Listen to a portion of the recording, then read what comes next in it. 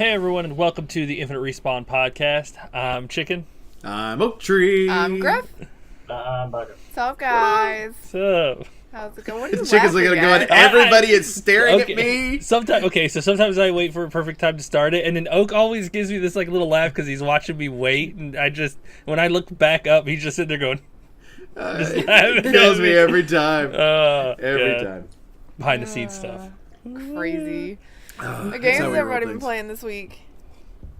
I've played a lot, actually. So have I. I've got a list. I've been game The- hopping. So I have two. Played Anthem. Of course, a little bit of that one. Not as much as I Let's save thought. Anthem for the end, Yeah, because we'll- that's the one thing we've all been Played a little playing. bit of that. Yeah. Yeah. Y'all have played more than I have. I only played about an hour or so this week. And then I actually got a game called Coffence, which is a game I saw at PAX West, and was able to get a key for it and started playing it. I'm playing a little bit more of it now. The premise is this: you have basically battling baristas with coffee cups, and they're battling it out, and one of them's actually a dog, which I thought was weird. But you toss your coffee cup out to try to hit the other person's coffee cup to knock their coffee out, and you can either grab their coffee out of the air, or if they grab their coffee, then it doesn't count as a hit. So you're battling back and forth. You start off with, I think, 4 points each, and you just try to battle that back and forth. So it's a very strange fighting game, but it's fun. Like, it's kind of... I wasn't sure how I felt about it at first, and it gives you a chance to save yourself if you're about to go down. Like, it goes into slow motion, and you get the opportunity to... either that person can KO you or pull it out. So that one was quite interesting. I played some Sea of Thieves as well. Of course, played a good bit of that last night. And then I played Pacify, which just came out on February 22nd with a friend of mine, Piffers. And it's a 4-player co-op, and I didn't know it, but it's a very interesting premise. I would be happier if they had more maps, but I paid $5 for it, so I can't be that upset. The premise is you can either be individual or, like I said, a group. You go in and you're going into this building. You're like a detective, and you're going to this building because there's some weird stuff that's gone on. And you go down into the building, and you start picking up this material, and the material is like, oh, my daughter has been possessed, da-da-da-da-da, and like you start picking up the material and kind of fill the story in a little bit, and then you turn around a corner, and here comes said possessed daughter waddling at you. Well, if she gets pissed off, there are good dolls and bad dolls. Good dolls are designed for you to give her if she gets pissed off at you, and you temporarily pacify her, hence the name. The bad dolls, you have to gather wood, matches, and the bad dolls, and then burn them in one particular part of the house. There's only one furnace that you can burn them in. But you have to unlock portions of the house, because her dad, the idiot, locked everything pretty much, put 4 keys randomly around the house, and the keys do move. And you have to go pick up a key to open another section, to find another key to do that. And so you're all working together. But then, when you get to some of the bad dolls, like when you finally get to a certain part, the bad dolls move. Okay. But what we also found out is if you take a bad doll and stick it in front of a door that's locked, the door will open. But if you get on the other side of it, it locks. So if you do that, you might be locked in for a while. So that happened to Piffers. She locked herself into the area with the furnace. And she couldn't, and I'm talking like within the first minute of the game, she already burned the doll that she had and was locked in, couldn't get it. So I had to go get all the other keys all by myself, dodging her, picking up new ones in order to be able to make the way through. But it's funny, it's scary. When she grabs you, it's creepy. It's really well done. The other thing I thought was kind of a cool concept was if she catches you the first time, you become a doll yourself. And so now you have to go down to the area where you burn. If you get down to the area where you burn, then you can actually, if somebody lights the fire, you can jump into the fire and then you become a person again. Okay. Which is an odd way to do it, but at the same time it's cool because it's kind of a resurrect, right? Be purged? By fire be rezzed. So and there was that. So yeah, it was a fun game to play. I enjoyed it. I think it's one of those where I wouldn't want to play it all the time. It's not something like Damned or even the Friday the 13th games or something like that, where it's that replayability seems to be really high. But it is one of those where it's fun to do. So definitely recommend it for $5, or on a Steam sale it's probably going to be like 99 cents. So put it on your watch list. Definitely recommend it. So that's all I got. Anybody else? Next. Sorry. Nobody's played anything. I was. Okay. I've played quite a few things. I game hopped like normal. Why are we all game hopping at the same time?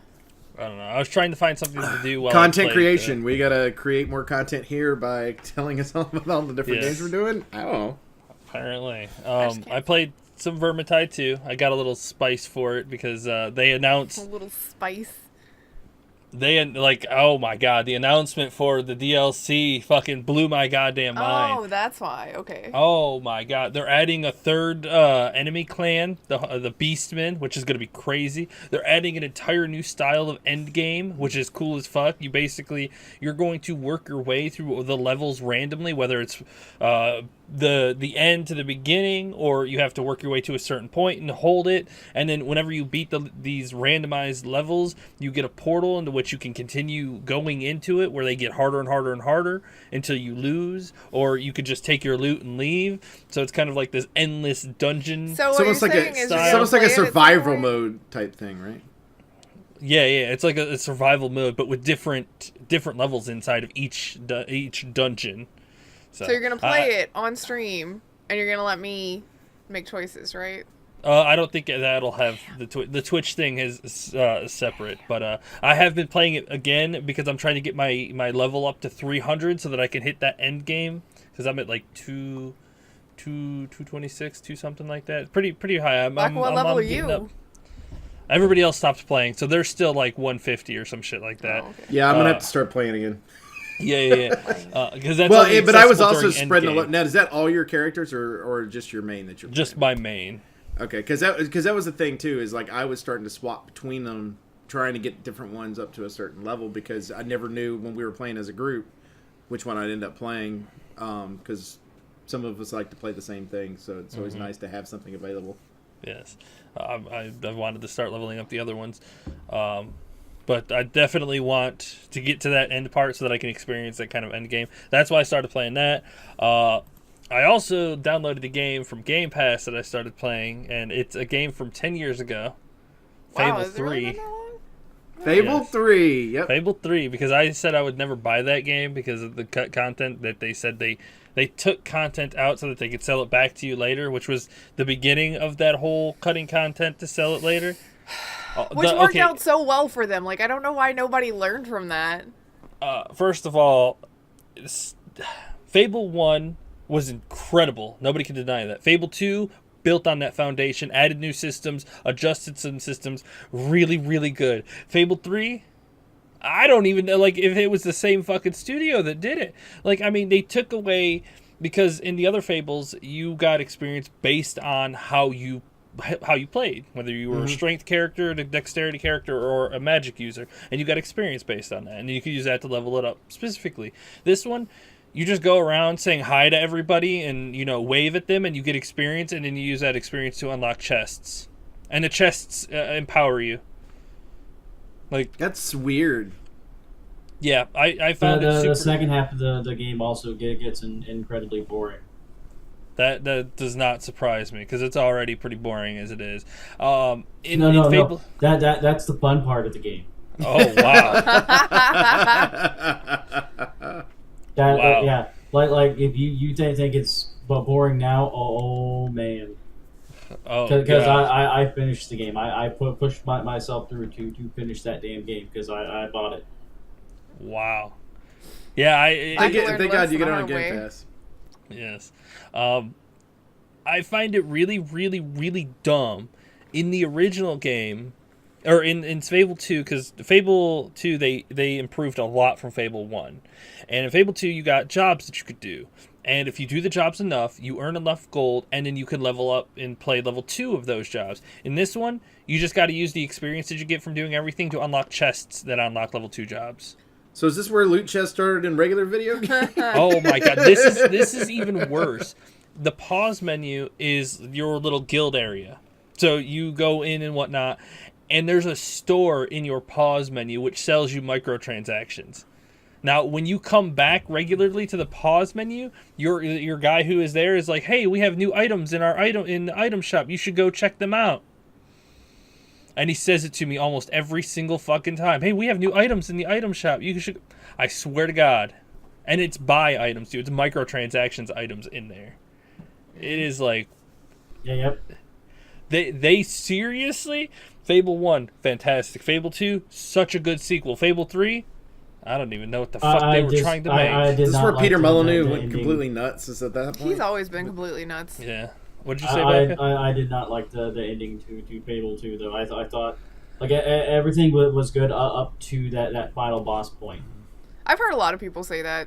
Yeah. It didn't Final bother me boss that much. fight I was- understand why other people didn't like it, but it was. I felt fine with the completion. Okay, of it. it's been enough years, so Yeah, you dude, haven't it's played been it, like whatever. 12 But years. like you go through the entire game, and it all builds up, and there's not even a fight. It's he does this long drawn out monologue, and you have either you can shoot him, and well, one shot he's dead. That's it. Or you sit there and let him keep going and going. The rogue dude that you go and hire, or you know whatever, he shoots him because either he's way, tired get of hearing him. Yeah, because he's tired of hearing the dude constantly. Yeah. Okay. And that is the final boss fight. See, I hate there's games no that take actual that fight. way. Yeah. The coolest part of Fable 2, I think it was Fable 2, when you would log out, and when you'd log back in, all your little businesses made money the entire time you're on there, so you come back on and you have money that was made. That's what I've started doing right away. Like, I got to the job, started making money, started buying houses, and then just earning money from the rent. And then you take that money, buy more houses. Eventually, you own the whole fucking town, and then Yep. you can just keep making rent money from all of them. I see why anything after Fable 3 did not happen. Mm-hmm. It was awful. Well, Like, they did the Connect one, but it was bad too. Well, I mean, I kind of like the story a little bit, because I mean, this game is 10 years old. Get over the spoilers.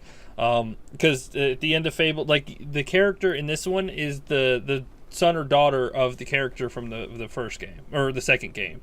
Okay. Because she's royalty, then she has a kid, and then you play the kid as she gets older. And then, you know, you get to be the hero again, which I was like, all right, fine, this is the lore in this game. And then it just starts getting, like, just Stupid. yeah, like, I mean, it just gets really, like, there's no, the king is apparently a psychopath, and it never really, so far it doesn't go into it. He just apparently just wants to start killing people. So your And dad? maybe, no, Okay. he's your brother. He's the older sibling. Well, okay. One, you'll learn why later, and two, it gets much stupider. Trust me. Oh gosh. So you have that to look forward to. It's gonna make God. less sense as it goes on. I'm going to look forward to Chicken's rant later. All I'm saying is Assuming he finishes it. I am not impressed. I am so upset about the interactions between the people, because in the other two you were able to, you know, do public displays and get crowds and make people laugh and things like this. This one, it's almost sim style, where you have to interact on a one-to-one basis, where you have to interact with the person. Then you have good choice, bad choice. You do good choice, which is hero pose or wave or whatnot, or you have bad choice, which is like fart. And then you just keep doing good choices until they like you. Then you do a quest for them, they become friends. Then you keep doing good things for them, and then they give you another. It's like, oh my god. Wait till you become king. Oh god. Well, now he knows he's gonna be king, Buck. Thanks. If I could have guessed that from the beginning. I mean, the whole thing is based around you becoming. Yeah, the second half of the game is all about just, you know, people coming to you and it's like, hey, we need this or we need that. So it Pick becomes option A bureaucracy simulator. Yep. Oh, Oh, good. That's God. fun. That sounds like fun. I am far from impressed at all from this thing Well, so a far. lot of people weren't impressed by it. That's why there Yeah. wasn't many things beyond that, because Yeah. Peter so, Molyneux was insane and just started promising the moon and not delivering on anything. I will say though, looking at like what Fable was capable of back then, give me that on like a Frostbite or an Unreal Engine 4 right now. Like, oh, holy So Dragon Age. So Peter Molyneux was No Man's Sky before No Man's Sky. Yeah. Yes. Yes. I need another Fable in my life, like a good one, like Fable 1 or Fable 2, where you didn't have these either ridiculous systems that weren't needed or oversimplified systems that weren't needed. Like, Over design is one of the traps that a lot of devs fall into. It's like, if we start doing all of these really fancy things, it'll add so much to the game. No. Cut a bunch of that stupid crap out and just give us the straight experience. Yes, and that is such a big problem with games like WoW, because systems that are good and systems that work and people enjoy, they're like, well, we don't want to use the same systems again. So they get rid of the good systems and try something new. It's like, and I understand trying something different. Try a new system. Don't completely remove the systems that worked just to implement something completely fucking different, because then the identity of your game is just gone. Like, I absolutely hate just, full XP and then you use your guild seals to unlock bonus damage on your melee weapons or bonus damage on your ranged weapons. It's like, but I want to specialize like I have in the other two games. Nope. No, you cannot do that. No, Yeah, no. There's none of that We're anymore. appeasing to all the people who've never played this before. Yeah, it's And like, keeping it simple. Y'all reminded me I played 2 more games that I totally forgot to talk about too. One I was very excited about, which is Darksiders 3. I started that one. Nice. Ooh. Which No I'm spoilers. very excited about. And then the other one is strange. It's not strange I'm playing it. It's just strange that I picked it up just because it's a kid game, but it's really not when you play it. It's fun. Is Disneyland Adventures. That's on Game Pass. It's still a kid game. Is on Game Pass, and the idea, like the base part of it when you're in Disneyland is actually very kid-like. So you go through and it's like, oh, go do this thing for this person and do this thing. Here's an autograph book. Go get so-and-so to sign it. That type thing. But when you get to the rides, that's where your like fun is, because it's like different types. Depending on which one of the rides you're riding, depends on what style of the game it is that you're playing. It's great. So like the first one you do is set you up to doing the Matterhorn, so you've got like this bobsled thing that happens, and then you have this Yeti fight that you have to have, and it's all this stuff, and it's you and Goofy, and it's like it's brilliant. Like I was in there, I was like, oh, okay, because they just remade it, which is the version, like originally it was 360 Connect. They redid it for Xbox One, and so that's the version I'm playing that's currently on Game Pass. So if you got a Game Pass, it's not gonna cost you a thing because you're already paying for this stuff anywhere. I recommend playing it because it's Which I think is funny, because even Xbox One, they stopped doing the Kinect. right. Mm-hmm. Well, this one was designed for not Kinect. This was I actually saw at PAX West last year, and I thought, I was like, isn't that an old game? Okay, maybe they've just redone it, which is exactly what they did. They redid it in 2017. So, but it still gives you the option. So if you do have the Kinect and you wanted to do the Kinect, you could, but it's not by default. Good, because, yeah. Not by default. Where the other one was by default. I have a Kinect, and yeah. I have a Kinect. It's up there gathering dust and unplugged and has been for years. She only unplugged it because it didn't like her. I have mine because I turned it on and off that way. That's how I do with mine. I know, there wasn't really much else for that. All they have to do is insert a microphone somewhere for you to be able to do it normally. Well, they did. They included a camera so that it would also log you in based on your face, which it also creepy. Still didn't like her either. You're just mad that it didn't like you. Acknowledges the cats, not me. Fine, you're unplugged now. Enjoy that. But it sees the cats as the masters. Sometimes I see them that way too, let me tell you. Mm-hmm. Trust me, they see themselves that way too. Yeah. The other game that I played this weekend was it was in open beta, and it was the Division 2, because I wanted to try it out. I liked the Division 1. It was good. I played the beta. I only played like 2 hours of it, enough to get in there, do the first few missions, see how the world is roaming around. It feels a lot like the original one. I'm not sure why they just couldn't do an expansion from it. To be because that's not how AAA companies do now. But now I got a question. Does it feel the same and they built upon it? Because this goes back to our discussion we just had, to where they used the mechanics that you had originally and then they built upon that, or is it basically exactly the same? From the couple of hours that I played, it almost feels exactly the same. The shooting feels the same. They may have changed. They changed the menu a little bit and maybe added some abilities, but I mean, it doesn't feel like they've really like evolved on it. The article that I'm reading is that the end game looks like they're going to readjust a little more, which would have been good if it would have just been an expansion. $50, take your character from the original game, move them over to the second game, go through whole new levels and whatnot, get a new style of end game. Because apparently there's supposed to be an 8-player raid, which I think would be really fucking cool. That'd be cool. 8-player third-person raid, that's cool. Give you more community and whatnot. Actually build guilds and whatnot. But I think doing that by developing a whole new game is just, especially when it's not much different. I mean, Blizzard really figured it out how to keep players playing with the continuity games as a service model way back in the day, which is do expansion so that your same character is going through all of these things, progressing further and further, because honestly that's part of the reason that Blizzard still has the player base it does. They got attached to their characters specifically. They will buy new expansions because they have that attachment to that character and they want that character to experience the new content. Like, honestly, this past expansion was the first time that I had changed my main in a long time, like since Wrath of the Lich King. Because I wanted my specific character to experience these things, and that's part of the reason that I kept playing. But swapping, putting out a new game, which is more of the same, only with like one or two new tweaks to it, I feel like that's where you're going to lose some of your player base. And I think Destiny too. Yeah, Destiny 2 lost a lot of their player base by doing the same thing. You invest so much time and you get so tied to one character, and then telling you that you're going to do more of the same but with a different character and you have to start over because it's a different character. That doesn't sell people on the game. What sells people is their specific personal tie to it. I mean, I wish somebody would figure that out. Here's the perfect analogy for it. It's like one cliff side is one game. And then they build another continent over here. But the problem with these companies is that they don't put a bridge in between. They're like, you have to jump for it. I mean, if you fail, whatever, you can climb back over and start your life completely over on the other side. But it's like, but I want to take all this time I've invested over here and bring it over to this new place and experience it all, simultaneously. I don't want to have to jump off this face and then, start back over again.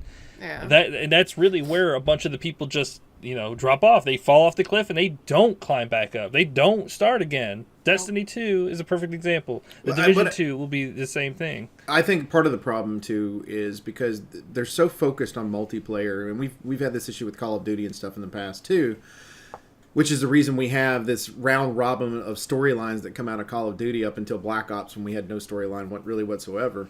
The fact they're focusing so much on the fact that they're making a multiplayer game, they're forgetting this is a story-driven game that you're trying to create. When you create an MMO, you're trying to create a story-driven game. What keeps people in WoW is, yes, you're creating that character, but it's the story your character's living through. Well, I mean, that's what I'm saying, though, is you're attached to that character. You want that character to experience that. Yeah, and so that storyline and everything that you have is important to anybody. So with Destiny, to me, Destiny didn't have shit of a damn storyline to start with. But I understood these people, they were attached to their character because the amount of grinding they had to do to get through it. And then by the time they actually got to Taken King and things like that, when plotline was actually an item, they were attached. Now they're really, really attached because they have something that they experience with them. And then you just go, and Destiny 2. But part of that attachment is that it's an MMORPG and you are headcanoning and writing out your own players' motivations and things like that, especially when you're having to grind in a nearly empty game like the early Destiny 1 stuff was. You're writing your character's story whether you realize it or not. It doesn't matter if you think of yourself as a writer or not. Most people are immersing themselves in what this character is doing and writing for that character, and then that grows that attachment to when they finally do get to have more plot line and more meaty storytelling. You already are attached to this character that you've essentially written for yourself. and you want to keep going with it, and then they're like, oh, by the way, end of this game, you're not going to be around anymore. You're going to have to re-roll. Also, it's going to be the same 3 classes in the next game, so it doesn't make sense that we didn't let you take him over. But whatevs, that guy's dead now or something. You're like, why'd you just... I spent like 300 hours writing the backstory for this guy in my head while I played your stupid grindy game. Let me take him to the next one. Yep. And the more that I think about that, the more I think that's why I have an issue with 5th edition D&D. They release so many books for the adventures that they always start at like level 1 and on each one and up to a certain level. It's like, well, I mean, what if I wanted to take this character to this adventure? Then you hit up your GM and say you want to do that, and they have to adjust all the boss fights. Yeah, they have to go through and adjust everything. It's like, yeah, okay. But those are because that's you want modules to be player friendly. So if you've got a new group and you're a new GM or DM and you want to run a specific one, I get that. But it's like you have an established with the game stuff. You have an established character already, and you want to take it to the next game, but they tell you can't. Like there's no let me adjust this, because on a personal level you can in D&D you can talk to your DM and see if that's something that you and your party all want to do, and you can adjust it that way. This one there's no choice. You start over, you don't play. It's still annoying though. Yeah, and I mean, I demand more books that are more like just like expansions onto the world, like information and things like that. Wizards of the Coast, get at this. If only games were like that too, where they would just expand on it. One other game that I did play this week that I will not be playing for a little bit is Ark. Or our Atlas. Yeah. Atlas. They are doing something that their, I guess, sister company never had the cojones to do, and they are wiping everything. They are wiping the entire servers, all official servers. The claims and everything in the beginning screwed up a lot of things. There was a lot of glitches, duping items and whatnot. Like it's bad. It is like the lawless west out there. Okay, I'm just gonna. Yeah, the game is bad, but they're fixing it. The wipe's at the end of the month, right? Yes, I think it's the 25th. Let's hope they actually commit and do it, especially at the time that they said they were. Yeah, because Ark said the same thing, but they never. No. Ark always said that they were trying to figure out whether they would or they wouldn't, and they were leaning towards doing it, and then they were like, well, because so many people have put so much time in there, and we'd hate to ruin everything they've done. And it's like, all right, fine, you can just do whatever you want. I'm not going to play anymore. So, but it's because we stopped playing, so we lost all of our stuff because they were going to wipe it. To be fair, they have to wipe it, though, because the systems that they're changing, like, I don't foresee how they could not wipe everything and change the systems like that, because they are doing 1,000% overhaul. Like, like the claim flag system is going to be entirely different. It's one claim per island, right? Like that's for PvP. Like, we're playing PvE, so the rules for us is that there are no claim flags on PvE servers. Wow. Everybody can build everywhere. You just have the limit. It's like Ark, it's like Ark, where you just can't build within a certain player's foundation area. So, but you have to build a specific building that will make it so that your buildings can't decay. So basically you have to upkeep your buildings so that they don't decay. Which would have been nice in Ark if we could just have an upkeep building where it just doesn't let our stuff decay. Yeah. So that's fine. That's all they're changing in the PvE world. All I see that is a bunch of people putting down foundations they're also everywhere, adding and then new islands. Yes, new islands is going to be super nice. They are getting rid of mega companies, which is nice for PvP guilds or PvP servers. That's really nice. And they're changing the way war mode works too. Like, you have to declare war, and then the other people have like 3 days to a week to set up and prepare, and then if they don't, then war automatically starts, and then the people get to, if they build on your island before then, that the person who owns the island can destroy it. So you best just stay off their island until it's wartime, and as soon as the raid window starts up, you better try to get in and destroy their tax bank as soon as possible, because you know it's going to be fortified somewhere on their islands. And if you don't have recon, you're going to have to try to hope that you can get in there, destroy all the buildings, and find it in time. Because if you don't, and wartime ends, all the stuff that you have on their island gets automatically destroyed, or they can destroy it. You can't do anything to them. So I find the changes that they're implementing nice, and I feel like it's going in the right direction a lot better than what Ark did, because honestly, all of Ark's updates were just adding dinos. Yeah, it's true. Like, they did very little bug fixing and a well, lot and of new content expansions, adding. you know? Yeah. Oh yeah, new expansions and dinos. At least this one, they're changing systems. They're wiping. They're kind of doing what you're supposed to do in an early access game. We'll see. So I'm really interested to see how this affects. A way to where you can get plant herbs and stuff instead of having to go out and yes, it would definitely be nice. It'd be nice too, though, if they set up the timing, because you do have, a good amount of people that are overseas in Asian countries and stuff like that are taking over a lot of what's going on, which is part of the reason they're having to make this decision anyway with these mega companies, but make it to where they can't either they can't log in on these particular servers without going through a massive proxy, or if it's one of those where when they release this amount, like when they erase it, it's set to a time to where the Western world can go into our own servers. Europe starts at a certain time, North America starts at a certain time, and it's more time. Well, the way they're fixing this is you don't, the first, I think, couple of days, the first 24 hours, you don't have to start on a Freeport server. You get to pick any region that you want, and you can make that your home region, and then you can spawn on the islands there. Since everybody's already, played the game, you've done the Freeport thing. So if you don't start, you could choose any square. Are they changing the age thing? Because that's the dumbest shit ever on a game. I don't think so. I think the age thing that they're keeping, it wasn't that bad. That's so stupid. 4 months to age 110 years? Are you kidding me right now?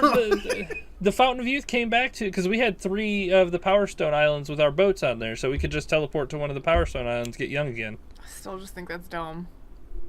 Oh, well, it wasn't that bad.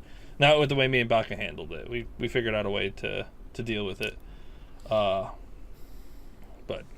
yeah, that's we could probably move on to Anthem stuff now. Unless Baka, what have you played this week? Stuff. Grif, I was in Overwatch. I haven't played a whole lot this week. I've been working on other things. Trying to work on the dwarves some more. Nice. Well, Chicken said he played an old game, but I guarantee you that the game I played was older. I guarantee you I can play an older game than both of you. Well, you probably can, but I spent some time this week playing Dr. Mario, which is my go-to stress relief game until I start yelling at it because I make dumb mistakes. And I got frustrated with it, so I was like, I want to continue to lay in bed and play a game, but I do not want to play this game because I'm going to throw the Switch. So, I went and looked on the little storefront thing for all of their retro games to see what else I could get into, and found Kirby's Adventure, which is the one that I'm familiar with is the Game Boy version, which was Kirby's Fantasy World, something like that. Yeah, Dreamland, thank you. That's the one I'm really familiar with, so I was like, well, I've not done this one, let's play this. Oh my god, he's got a laser in that game! I mean, it just is like a whole screen wide laser shot thing. I love it. It makes things so much easier.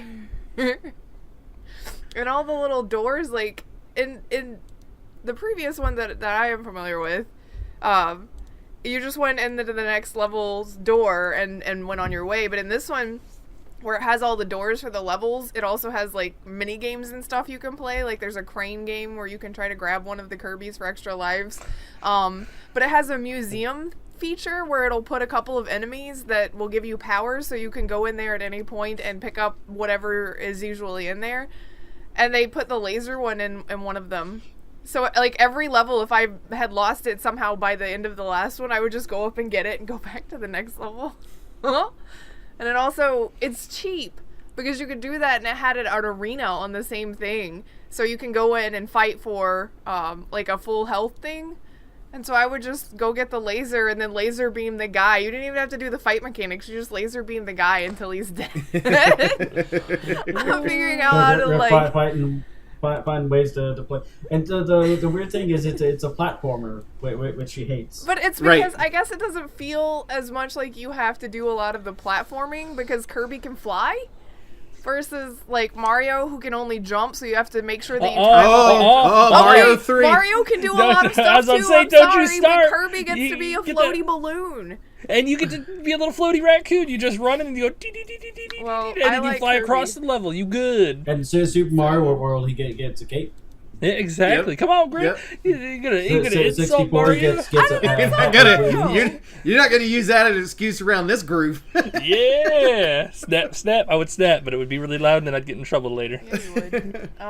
I like the Kirby powers too. Plus, I played Kirby a lot as a kid. Like, I got a Game Boy back when Game Boys were not cool because my parents didn't want us to play video games.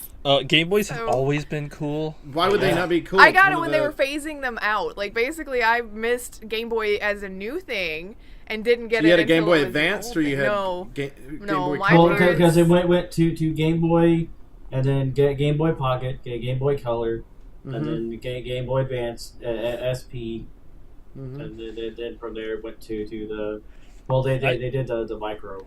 I started in the Game Boy Color, but my friend had a Game Boy, and I was like, good lord, what is that thing? And it's like he carrying around this brick. I was like, what the hell is that? Well, the DS just recently passed the Game Boy as the top-selling, right?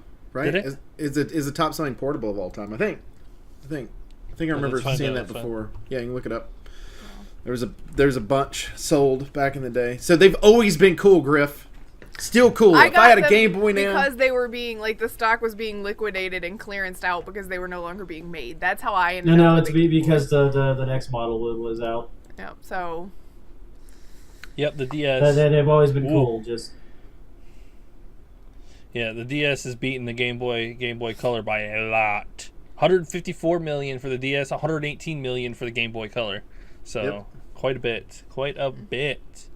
Mm-hmm. I still have my Game Boy Pockets and everything. I wish they put Kirby's Dream Land on the Nintendo. They're constantly adding games, so. Well, I want that one. I want to be. My favorite part of that one was because Kirby got to ride around in or on animals, and my favorite was being the fish and getting the lightning power in that because instead of it shooting out zaps, it shot out light bulbs, and I just thought that was hilarious. Little me was so entertained. It's the little things, right? I also game hopped a lot of other stuff, but I mean that was my excitement story. That's a good story, though. I mean, Kirby, come on. He's so cute.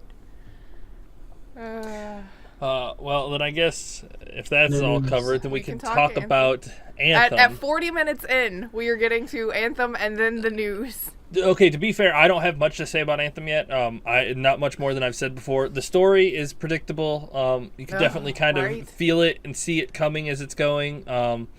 It's all on my VODs if you wanted to watch the story. The gameplay is still absolutely incredible. I like that they're being, like the BioWare is still being communicative with the Reddit, and they're talking about the issues that people are having and trying to address those as we go.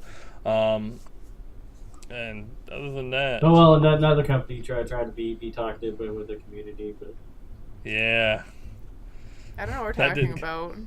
Can you just tell me so I don't have to think about it too hard? But you're supposed to think about it. Are we talking about the same company, Baka? Why don't you just say it so I know? Blizzard.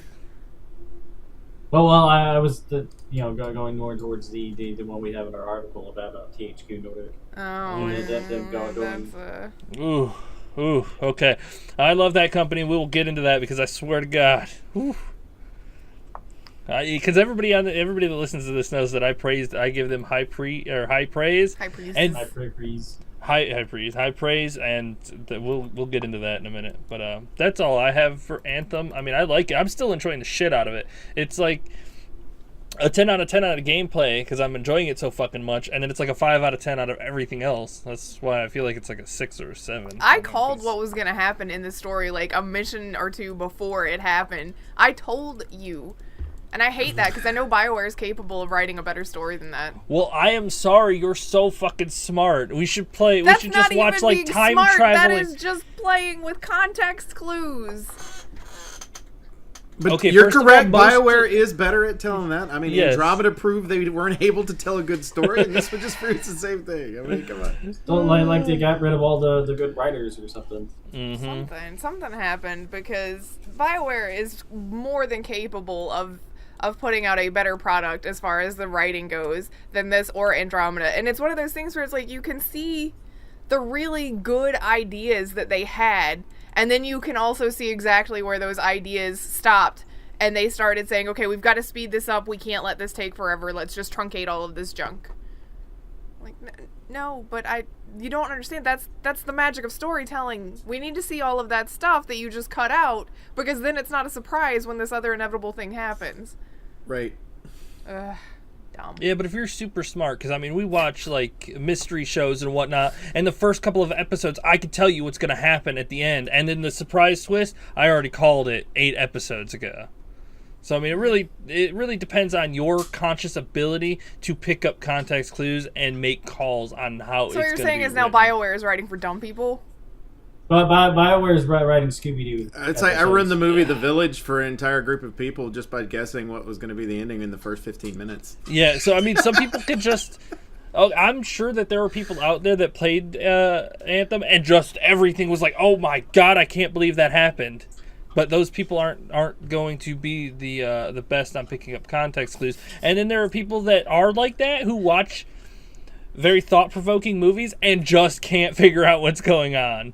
So I mean, there are so many different levels of intelligence when playing games or watching movies. It's hard to. But to be at your fair, at my level, no, sir. I willingly, like my brain willingly lets me tune out of a lot of things so that I can still have the surprise of the twist. If it's that obvious to me as somebody, like I will watch movies and be surprised at stuff that you could probably figure out early because my brain consciously filters those thoughts out.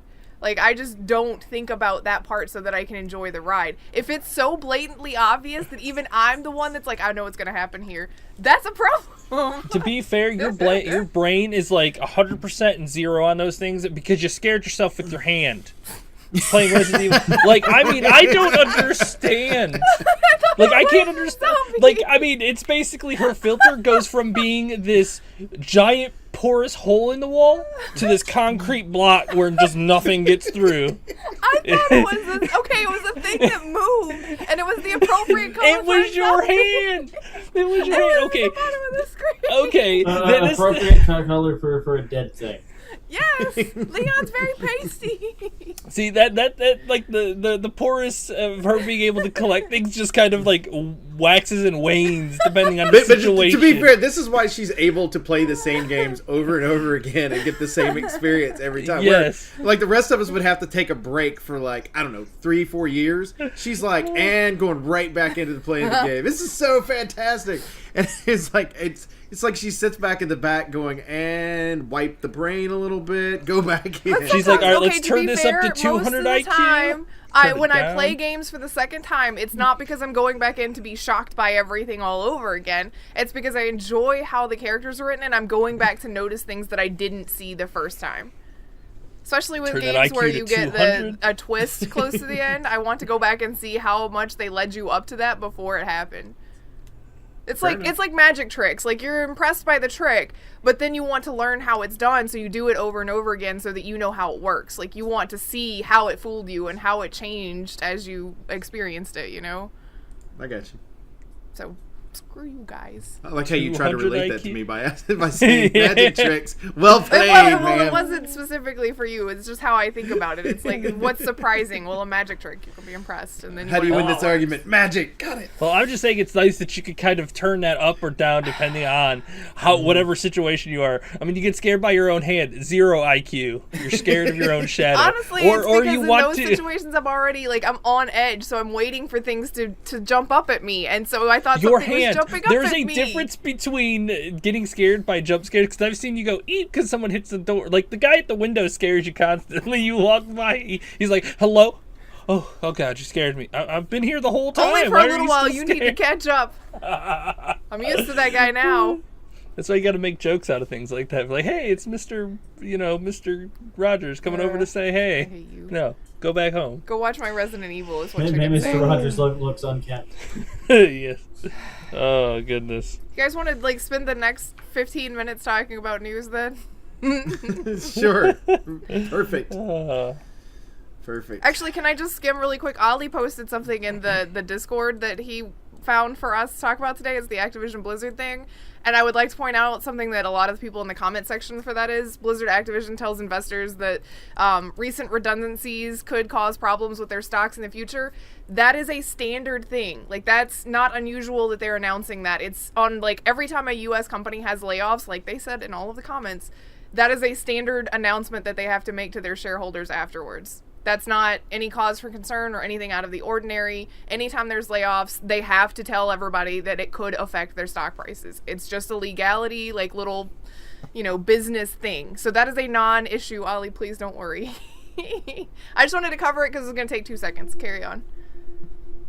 Yeah, I mean, I was just reading the article. If they were just trying to fan the flames, Eurogamer was trying to make it seem like a bigger deal than it was. I think a lot of news outlets will pick it up. See, I look at it as you could look at it basically two ways. just covering their ass. If it wasn't a standard thing, you could also look at it as turning around and going, because we all know that they look toward the stockholders and turn around and go, we're making these decisions in order to make more money in order for you, right? Mm-hmm. So you could turn around at the same time going, just so you know, we're not for this. This is because the stockholders want us to do this, so we're going to go ahead and tell them that this could be a problem. So maybe we can keep that 8%, which that's what it looks like, but it's just a standard thing they got to throw. It's like clicking the I agree on any sort of terms of service. You just have to click the button. So that's them clicking the button. Don't worry about it. Everybody has to say that in any company. Yeah, I mean, at least they confirmed to set aside $150 million to compensate their former employers or employees. Hopefully that will help those guys get back on their feet somewhere and try to find somewhere else to work. I mean, I wouldn't want to work at Blizzard if they did that to me. I'd be like, fuck you guys, I'm out. Mm-hmm. So hopefully I just wanted to get to that real quick. What else we got? Something. This has been floating around for the last couple of weeks. Skybound officially cancels all versions of the Overkill's Walking Dead, which, to be fair, a lot of people were like, it came out when? Right. I said that. I didn't even know it came out. The amount of you can actually look up online of streamers that quit the game while they were playing. This game is so trash. I am not even playing it. Well, I mean, it's going to be amazing when you started out by calling it Overkill's The Walking Dead. So as not to be confused with all of the other iterations, you couldn't think of any sort of better, like maybe a subline to call it instead of putting your name first and then okay. Yeah, so it is not going to consoles, and it's going to be removed from Steam within the near future, as they say. And, it's being destroyed completely. That's what's crazy to me. It's terrible. All it was Payday with zombies. It's gonna go be buried out in the desert, along next to ET. Wait, this is the one. This is the one that it was like 2 days straight on their website, right? That they had a countdown timer and everything to announce it and all of that junk. Yeah, and then nothing, because all it was it's a wave thing.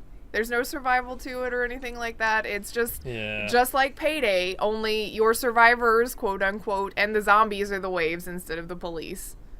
I think Walking Dead would be so good if they did a real one. Had objectives to finish it out. It wasn't just hold out until you die. So it wasn't like a survival mode. It was like there's actually something to do, and then objective. Well, that's probably what it is. We need you to get these supplies for the rest of our camp. Go scavenge, and so you've got to go and hold out until you kill everything so that your supplies can be extracted. It's probably exactly I probably just did as much work as their writers did, right there. Here, I'm going to go ahead and give you I'm going to give you the $1 million idea. Okay, so, Walking Dead game. You have your camp, okay? You have to build it up. You need supplies. You go out into missions, and he's got all these different areas around your place. You click on a place, you have to spend fuel or gas, or you have to walk there yourself. Partial open world, where you go to the next area. There are zombies along the way. The more noise you make, the more chance you have of attracting a large amount. So you take your small group, whether you make it single player or multiplayer. Then you have to gather as much supplies, Gathering supplies makes noise. Can be noisy. You aggro zombies. You have to fight off zombies and try to get back to your camp. Has a chance for the zombies to come back and follow your camp. Your camp has to defend or fight them off. Isn't that State of that game Decay. that you played? Sounds a lot like State of Decay, huh? Doesn't it? He started naming it. I was like, "That's State of Decay." Yeah, he was talking about it. I and I was see like, where what's he's the name going of with that this. game that he's played. That's like, yep. Yeah. I'm State on of to you, Decay. sir. I mean, that game has got pretty much zombies down. Except it's just the engine they run it on is a little odd. It doesn't feel very smooth. Even with the Payday engine, you can do things. Okay, you two grab things of wood, load it on the back of the truck while we defend. And once you build up the truck, then it's like, okay, everyone get together and it'll drive out just like in Payday or something. Yes, and to be fair, in State of Decay, the zombies weren't that intimidating. It really wasn't that bad. I mean, at least in The Walking Dead, make them more fearsome. Well, that's the thing too. I think that is the more zombie games we have come out, like H1Z1, State of Decay, all these different types of games that we have that are zombie based. Somebody's got to come up with one that I'm scared of the fucking zombies. Like, Well, I think somebody said make it a Resident survival Evil game 2. and give them Resident Evil 2 zombies where you can't necessarily. Give me Resident Evil Outbreak, please. Oh what's, my god. What's the game that you like that you and Baka played together? Vermin? Which one? No. Talking about Grif. The first person one that's set in Dying Light. Dying Light. Oh, yeah. Oh. See, they made those scary because Yeah. at night you're Yeah. fucked. Oh man, at night you just don't go out. Nighttime zombie. Well, that's why there's a Grip Dying Hall. Light 2 on the way. Yeah, Yeah. like make zombies to where people are fearful of them. Stop making them where it's like, and pop dead.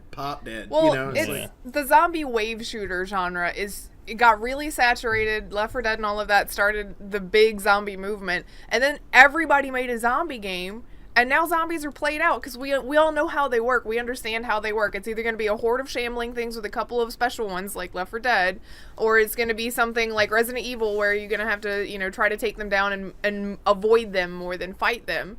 But even then, like, somebody in the comment section on that Eurogamer article actually said, and at this point with zombie games, they have to be story driven, and you have to care about the story and the characters more than you care about the zombies, because the zombies are going to be just your generic set piece monster of the week kind of things. It has to be about the storytelling because nobody cares about the zombies themselves anymore.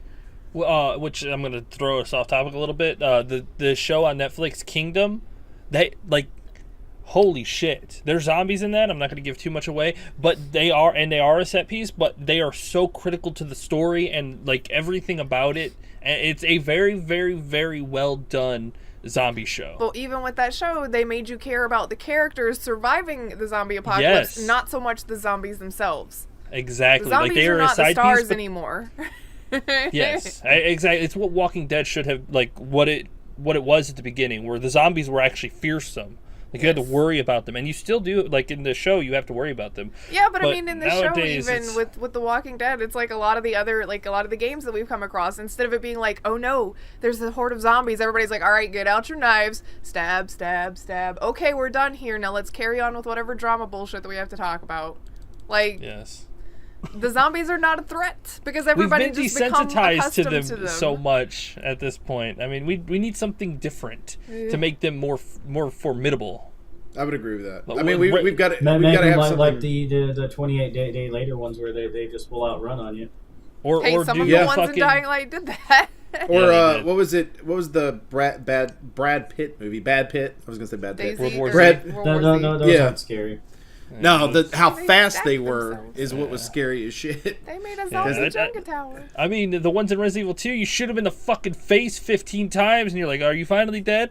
Nope. How That's you doing, why buddy? I I'm gonna go ahead asked and get them back if up. they're dead. I mean, the ones in Resident Evil 2 are fearful because are scary because you got to be careful with them, man, and they're slow. I mean, you learn why you can't hit slow zombies. It's like Even then, like you're granted they're giant rats, but even in Vermintide 2, when you have the hordes come in, that's how it should feel. It should feel like, holy crap, I'm fighting for my life. Hey guys, I'm down. That's one of the things You know- that Left 4 Dead did really well, which is they had the horde that would show up, and in the Yep. midst of the horde, not only are you fighting off this chaotic amount of zombies, but you do have the special infected, especially if you're playing like an actual PvP match where instead of the AI walking straight in front of you, you had players that were strategically using that. So if you could program your AI to try to take advantage of the chaos of the small things, that would be an insanely good game too. But, you know, just have to make it make sense. You have to do it the right way. Well, regardless, by the way, Overkill released their Walking Dead game, and it was terrible, in case you missed it. And if you wanted to play it, you should probably get it on Steam, like, right now, because they're going to pull it. I'll buy it. Probably It's like $3. It's probably like $60. I'm not buying that one. If it's like $3, I'll buy it.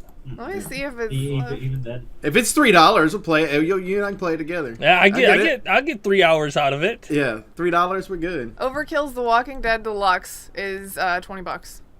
Ooh, $20? No, I still needed like $5. Oh wait, that's just the most. upgrade.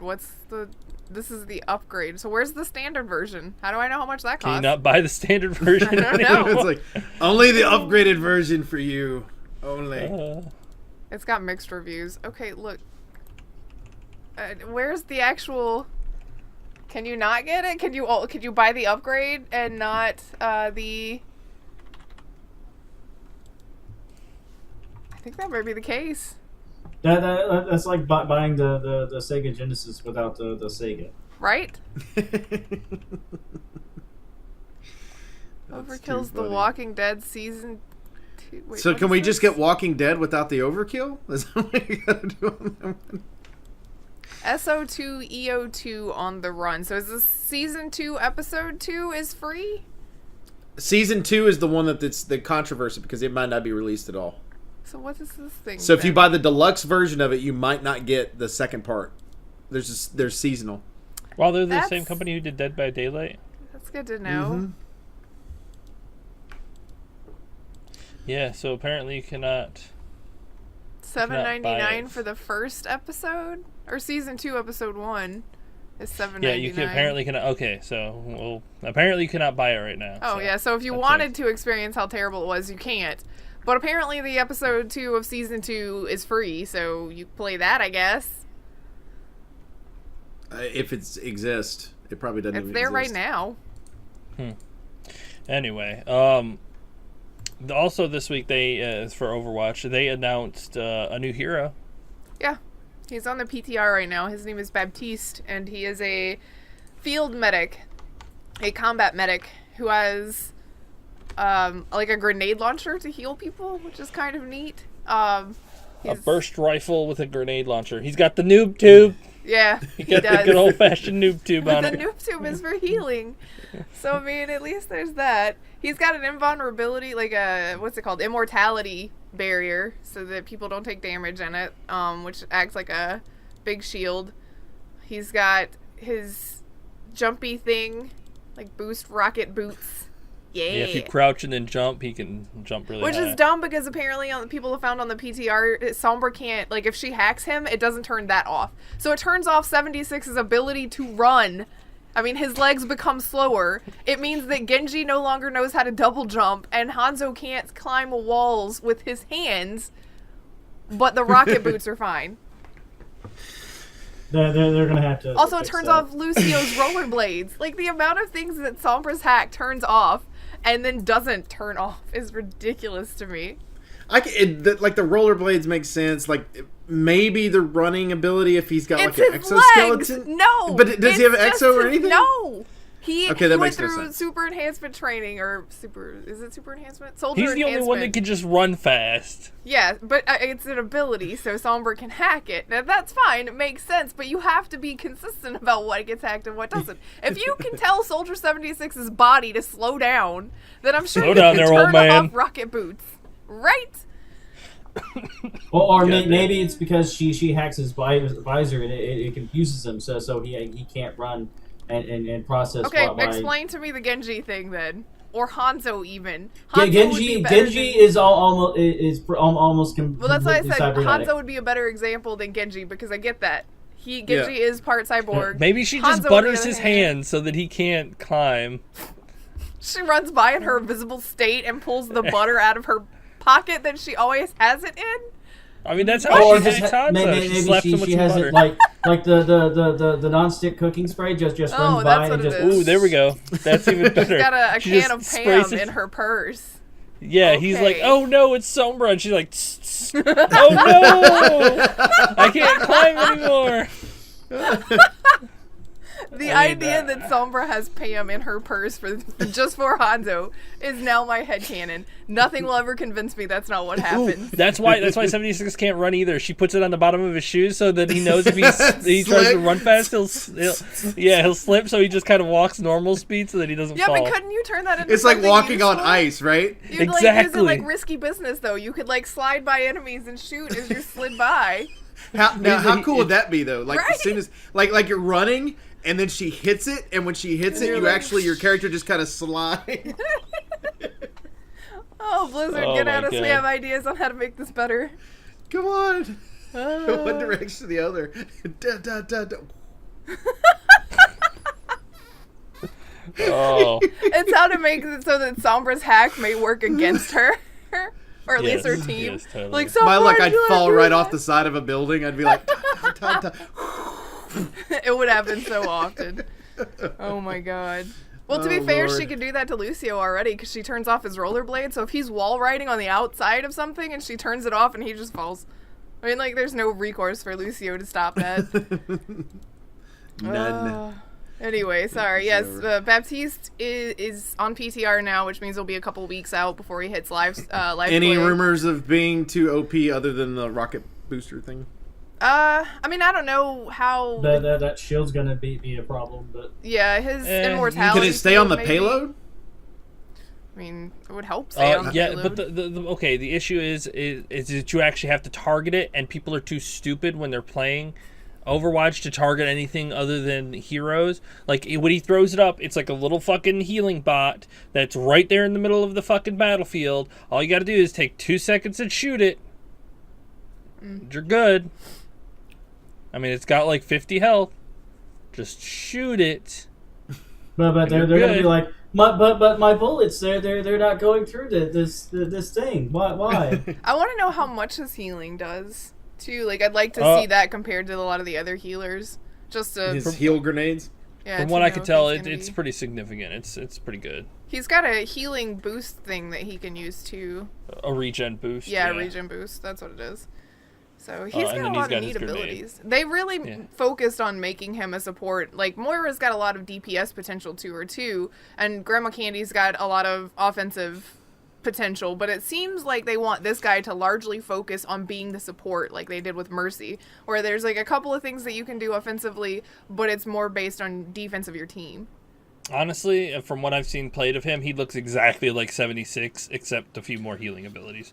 Because they've made his gun extremely skill dependent because it's a burst rifle, and they want him up in the front lines with like 76 So they or want him to whatnot. be like a Brigida player, just about. Yeah, like pushing the team because he needs to be there with the tanks, get there with the front lines so that he can regen boost everybody, keep pressure down, drop his immune shield and whatnot. He's going to be like a forward player, kind of like 76. I'm 'cause interested to see when he hits, because I usually don't test play on the PTR a lot, but I'm looking forward to seeing when he hits live what Yeah. he's going to be like and testing him out. I like support players a lot. I am a support player for the most part, so I'm kind of excited about it. But I'll be interested to see what you think about it once you actually get hands on. yep. Yeah.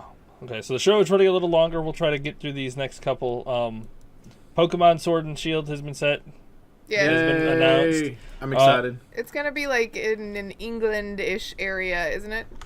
Yes. Yep, there's already memes going around of the Yeah, final I've bosses, seen the plenty. queen, with two level 100 corgis. Oh, Lord. I will say this feels like this is the end of an era, because this is Pokemon Sword and Shield. Gen 8 is on their main console. They said that they were going to try to keep their home console and their handheld separate, but it looks like they're bringing their prime selling handheld game to the Switch.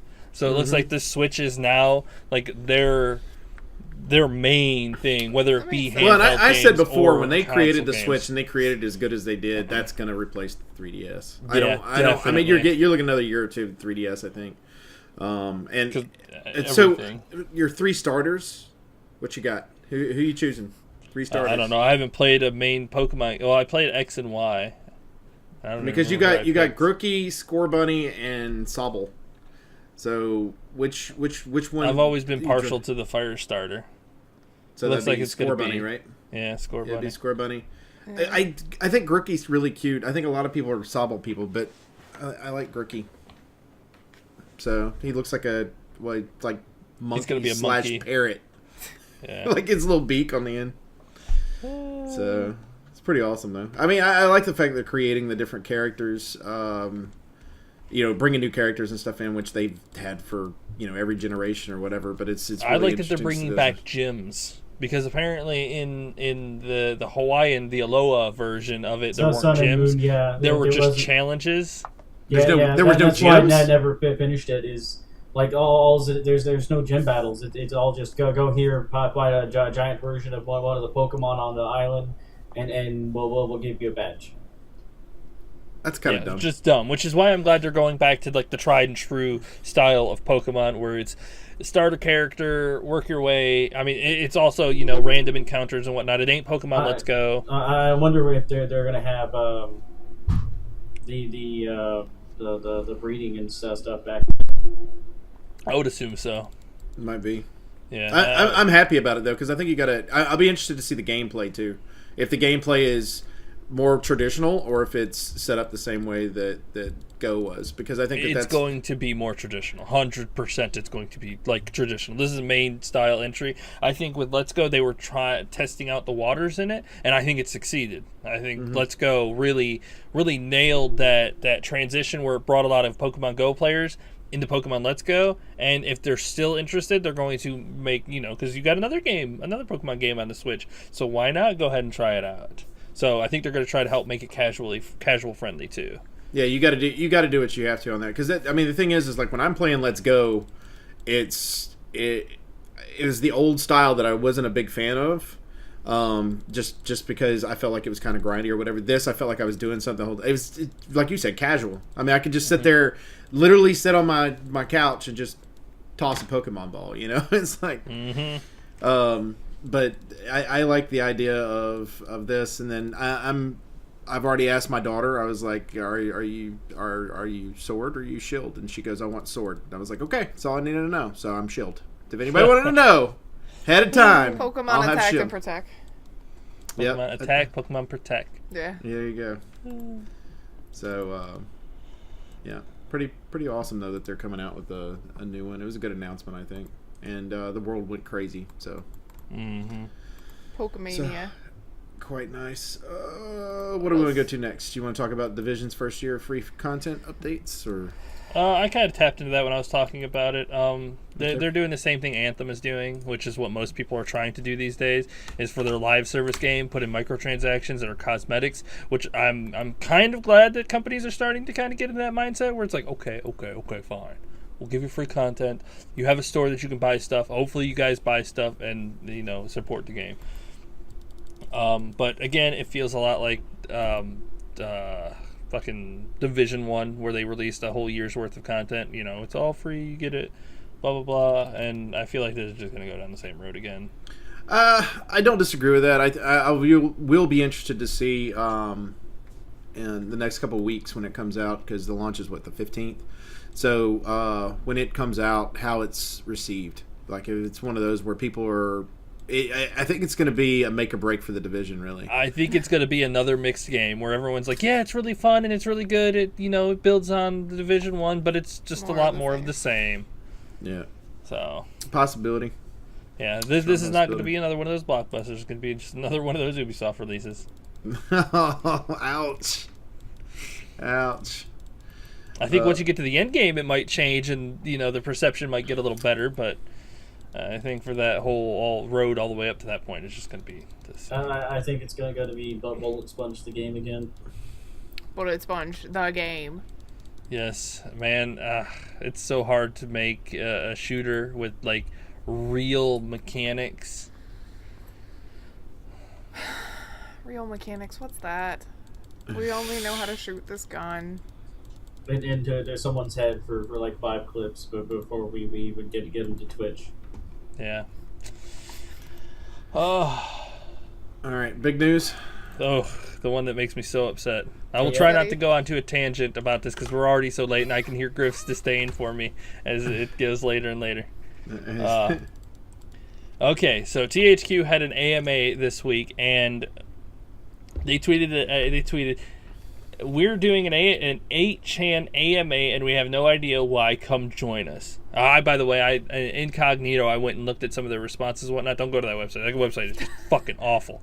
Well, yeah. Like awful. It only takes you 30 seconds to figure out how bad that site is, which was bad. The opportunity was here, and we took it. We got approached by a very friendly and polite manner, and we're assured said person, shout out to Mark, we'll take care of the nasty stuff, so here we are. First of all, this was a terrible mistake. I mean, that place is awful. Why you have Reddit? Why go anywhere else? You have Reddit. Mm-hmm. You have the whole Discord, like the sub area where you could just, post questions and whatnot. Everybody's on Reddit these days. You can find it on your phone, you can find it online. Yeah. The 8chan is like 4chan and just as bad. It's the sister website. I mean, it's 8chan. It's like twice as bad as 4chan, right? Because math. After this blew up, and it was pretty bad. They got a lot of negative terrible. publicity. Like, you idiots. Who decided this was a good idea? They tweeted out afterwards, I personally agreed to this AMA without doing my proper due diligence to understand the history and the controversy of this site. I do not condone child pornography, white supremacy, or racism in any shape or form. I am terribly sorry for the short-sightedness of my decision and promise to be far more vigorous in my assessment of these activities in the future. This was not about being edgy. This blew up, and I very much regret what I have done I regret to have done it in the first place. Philip Brock, PR and Marketing Director, THQNordic GmbH, Vienna, Austria. I will say that one of the smaller companies posted out a picture. It's like THQNordic, big dog. THQNordic GmbH is one of the smaller sides, and then all of their little sister companies along the side. It doesn't matter how small they are. It's the fact that they wear the THQ name. Mm-hmm. The THQ GmbH, because I looked it up, that's the one that's publishing the games we love. The other one is the company that has Koch Media as well as Coffee Stain. But the thing that kills me about this is not the fact that the fucker did it. It's he's the PR and marketing guy. It's your job to do due diligence and know what you're going into. Like, that's your whole job. It would make me feel so much better if they fired him, but nothing has been said about it yet. If I was a community manager at any gaming company right now, I would be cringing. I'm not even a community manager, I'm cringing. I would contact THQNordic and go, hey, I can make better decisions than the guy you got now. Yeah, I guarantee you, 100%. I feel like half the planet could make that claim at this point. Holy shit, are you kidding me? Like, you're going to one of the most volatile sites on the planet. They're literally, without going into too much detail, they're literally talking about they're talking about children in ways no one should ever talk about children in a chat. They're disgusting. And then the guy's claiming, I didn't know. You knew. Said you could be Mark on that site for 5 seconds and know. Mark was going to handle all the nasty shit. Well, what nasty shit would it be? If Is Mark going to scrub the site altogether? Because I mean, go to Reddit and you don't have to worry about that shit. Like, why would you need like a fucking somebody to build a wall it's because, so that you don't have to? Here's what it is. It's because, one, they knew exactly what they were doing, and two, they hoped that it would do exactly what it is doing, which is make everybody talk about them. The only problem is it's not causing any negative or any positive effect. This is all negative stuff about them, just because the whole idea of there's no such thing as bad publicity is not true. There is plenty of bad publicity, and this is one of them. Like, this is not a good thing, and there's no way that this will work out to serve you better in the future. Well, this is nothing but a fucking major goddamn stain on their reputation. And here's the thing, Philip Brock's apology, that is handwritten by somebody else that he had to put in there. He did not write that fucking apology. No. He was forced to write this thing, put it in there. They had to proofread it with his lawyers before it ever happened and put in there. That's the reason nobody's saying anything right now, because what do you say from the main company? I mean, what it is they're hoping if they've said what they were going to say, they're hoping they can keep their heads down and come out of this okay. Like, if they just don't say anything else. But all I say, the best thing that they could do is be like, we've had a discussion with him, and we have decided to part ways with him. Yep. His choice to do this was not condoned by the company. And, I mean, that is your best way to take this bruise and walk away with your dignity. Even then, if let's say that he's the best fucking employee you had, this is the first mistake he's ever made, whatever, especially with the volatile world that we got now. And we know how hands-off THQ can be. This is hurting your company. Turn around on the backside. Even if you're not going to let him go, you turn around and go, we have restructured and put him in a new position. We feel that he overstepped the bounds that he was at. We now have Bob that's now in charge of it. Whatever. Not only did he fail at his job, he failed publicly at his job in one of the worst ways a PR person can fail. He didn't know quote unquote, he didn't know anything about the site he was doing an AMA on. That's basically like a drug dealer reproaching you in the worst, side of town that you could be in and being like, I know this is bad, but don't worry, if you buy from me, I'll take care of all the bad things. You're still doing something terrible. It's still objectively bad and a terrible idea. This is like it's stuff that we've had before where people have used hashtags without doing the proper research on it came ahead under of fire time. for that. Oh, God. It's like you can't. If this is your job, you need to study your job. That's the way it is. Community managers and PR people need to make sure you are studying everything because this is a volatile environment. And if you don't fucking know what 4chan and 8chan are, and you're in PR, come on, man. Or at least if you don't know. AMA? Well, if you don't know, don't agree to it until you've looked at their site. And then just be like, you know what, I get what you're doing on your site and everything, but we can't really condone our product being on that site, that kind of place. Like, we just can't do that. So thanks, but no thanks. That's how that conversation should have went down. Not, oh man, yeah, sure, I'm sure it'll be fine. Really? Okay. Mark said it'd be okay. Mark said it. Thanks, Mark. Good job, Mark. I think Mark was getting ready to quit and was trolling him. Yeah, well, it seems like what I feel like needs to happen is there needs to be like an entire group of memes. It's like people jumping off bridges and just put at the bottom. Mark said it'd be okay. Mark said he'd take care of the nasty stuff. Right? Thanks, Mark. Just a whole set of memes. There you go, folks. Meme material right there. Mark said it'd be all What a right. terrible, terrible idea. And I love this company, but this is going to hurt them. This is going to hurt them in the long run if they do not do anything about this. Honestly, this is going to hurt them in the short term, and then people will forget, because our news cycle happens so hard and fast these days with all of the negative stuff, that this will be something that we're upset for this week and next week, and then 3 weeks down the line, we'll have something else to be outraged about, and we will have forgotten all about this, and they know it, which is why they haven't fired that guy, because they're not going to. To be fair, this is worse than like a bruise. This is like getting a tattoo where it's permanently on you. And every time I think about THQNordic, I'm going to think about this horrible decision that they decided to make. Well, I mean, other people may forget, but I mean, as a fan of their company, this is what you do if you're THQNordic AB. Okay, which is the daddy. Okay, that's the main boss. One. THQNordic GmbH, which is the one he works for, that's Junior. Literally the person that carries the name. So think about it. Somebody goes, oh, I work for THQNordic. All he did was drop the Junior. Okay? Because GmbH, that basically stands for Junior in this case. I'd be pissed as hell if I worked for AB. I would be going down there and be like, look, you're giving the entire company a bad name, which is the reason you have posted the branch on the way this works. When you got people from Coffee Stain that are owned by AB turning around going, that's not us. That has nothing to do with us. I promise you, it's not there. Koch Media is turning around going, not us. Not us. Well, everybody needs to stop saying not us, and somebody needs to fire that guy. Yeah, I will say they have not said, like, THQNordic's Twitter has not said anything since that day, which means I hope to God they are, like, nope, they're trying to put their head in the sand papers so that you forget about them, and then they can carry on like it never happened. No, I think that you're putting your head in the sand. You're going to have like 10 posts past that. Because I mean, the worst you're going to do, you're going to have the smaller companies going like, we can't be associated with you. Do you understand? Which is probably what they're hearing from them. But I mean, yeah, this is like got to be breaking ethics clause somewhere. Because everyone's got all these different clauses and whatnot, but I'm sure this whole thing is like, hey, in our contract it says that there is an ethics violation right here, so we can break apart or we're going to have to address this. So I hope that the smaller companies working, because they've already spoken out. They're like, hey, we're just publishing. I mean, we do not condone anything with what they did over there. So don't put eyes on us. It is all on them right there. Like somebody's daddy company, you got to do something about rough child over there. Rough child. Yeah, something's got to be done. Yeah, I mean, you siblings got to come. Siblings got to come up and just be like, "Hey guys." Because honestly, whenever they tweet again, you know the trolls are gonna just harp on it. Which I will say is the one good thing about trolls is that they don't forget things. So whenever you try to post something and whatnot, they will be all over you about it. Mm-hmm. Like, oh yeah, look, the pedo company is deciding to do so. It's like, oh god.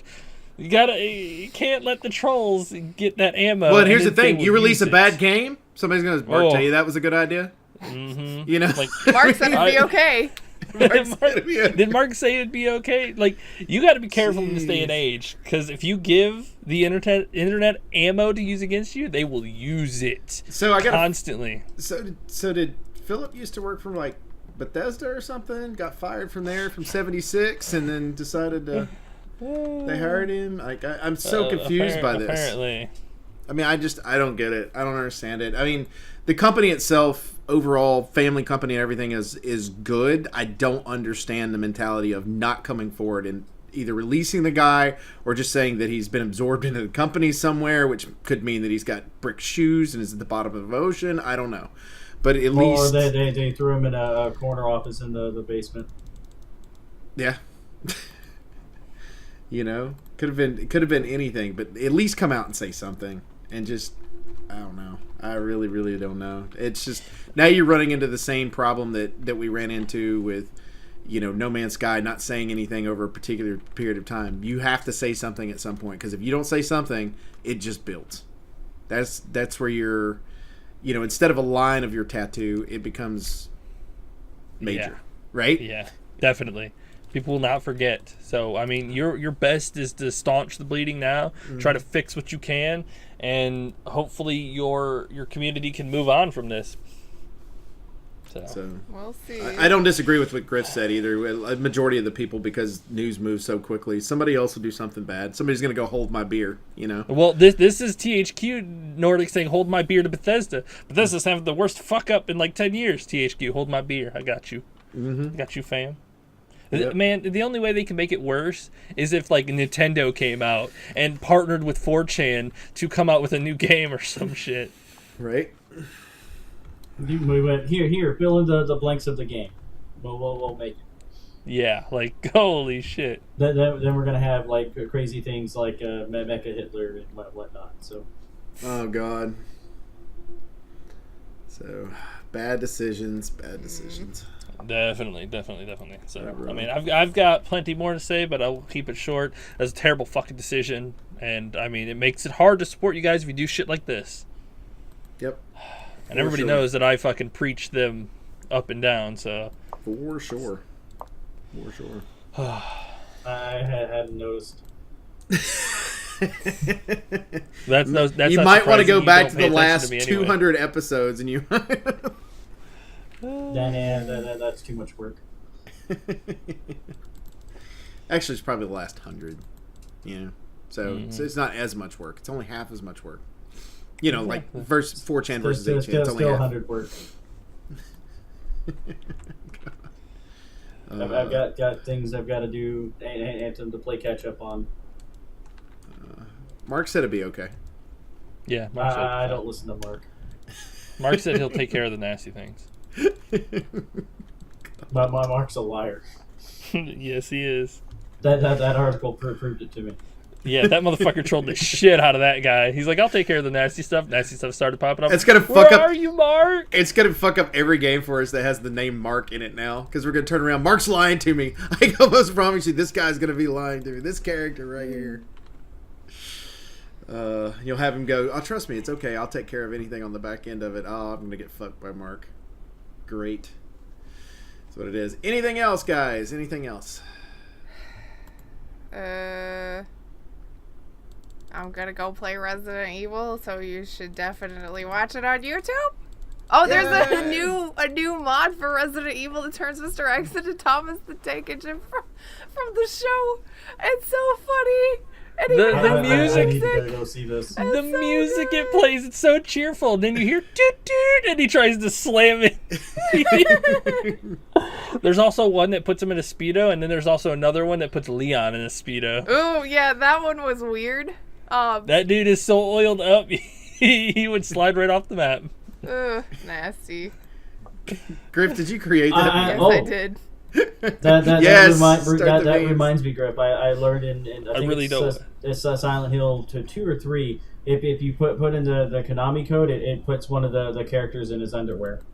Oh, no, I don't want that. I don't. I'm good, thanks. All right, let's wrap this up. We appreciate everybody that hangs out with us each and every week in Infinite Respawn. As always, you can check us out on Twitter at InfiniteResPC. You can check me out personally at MDB Oaktree. Check out Grif. At Grif's Lineup. Check out Chicken. At Elite Chicken 313. Check out Vodka. Vodka Pickle. And as she just mentioned, make sure that you go to Grif's YouTube channel, which will be linked down below. So make sure. Do it now. I said I'll try to remember to do that. Make sure that you go down, follow her, subscribe. Sorry, wrong format. Subscribe. Make sure that you watch those videos. She's hilarious, especially when with scary games, because she gets scared of her own hand, evidently. I hate you people. So make sure you definitely watch her on that one. Also, make sure you go to twitch.tv/EliteChicken313, where good old Chicken is there Sunday through Thursday. Afternoon streams this week since it's ice cold outside, I assume. Yeah, actually, I forgot to say that I've been playing Fallout 76 all week. Oh, there you go. How's that? It's okay. A lot of okay. Yeah, it's okay. Come check it out. I'm actually enjoying it. I'm renting it. If I got it on sale for $10 on PC, I would definitely play it because it's fun. It's definitely Bethesda, but God, it was not ready. It was not ready. Not ready. It was not ready. Wait, would you say it's 76% done, or it needed 76% more improvement? It needed 76% more improvement. I got you. Just checking. Also, make sure you go to mixer.com/MDV Oaktree. You can watch me. I'm out on just about every single day. So follow on Twitter. You'll know exactly when I'm on. Other than that, it should be good. For Infinite Respawn, I'm Oaktree. I'm Grif. I'm Chicken. I'm Vodka. Bye. See ya. Bye.